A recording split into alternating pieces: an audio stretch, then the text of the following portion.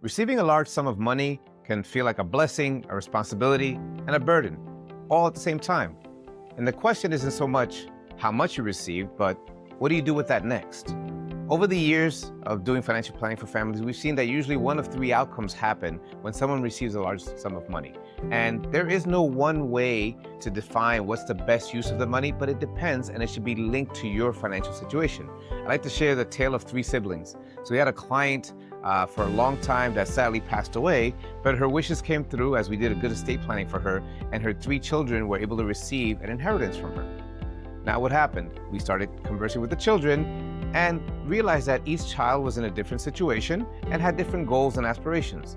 So child one decided to use some of this money for personal reasons, okay, with their own personal property and deploy it mostly there while investing a little bit of it. The second child was set up with a pension and had a little bit more income defined and was in a different stage of life, so decided to use some of it for home renovations while also still investing some of it. And the third child was in a different stage where the spouse is about to retire, so wanted to see how she redeploys some of these funds to make sure that her future financial freedom and retirement stage are up to par for what she and her spouse would like. And while each child used the resources and the inheritance differently, they did one thing in common.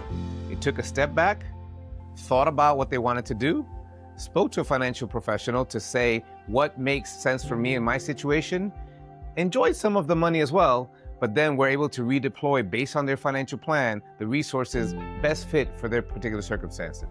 If this is your situation and you've come across a large sum of money, we'd be happy to help you along this journey and asking these questions to see how to best deploy your funds for your present and future benefit.